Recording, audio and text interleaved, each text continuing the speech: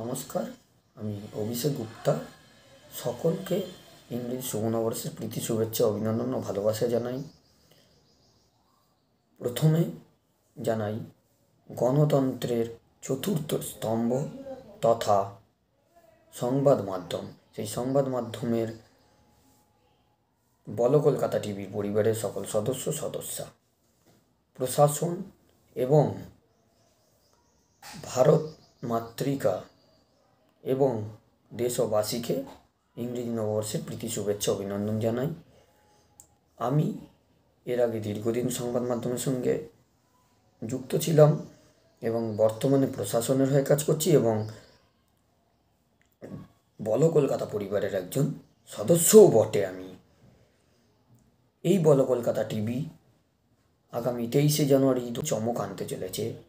সকল সাধারণ নাগরিকদের কাছে অনুরোধ, ওই দিন অনুষ্ঠানটি সকলে দেখুন, আসুন এবং বলো কলকাতা টিভি নিষ্ঠার সঙ্গে, সততার সঙ্গে দীর্ঘদিন কাজ করে চলেছে সাধারণ মানুষের জন্য।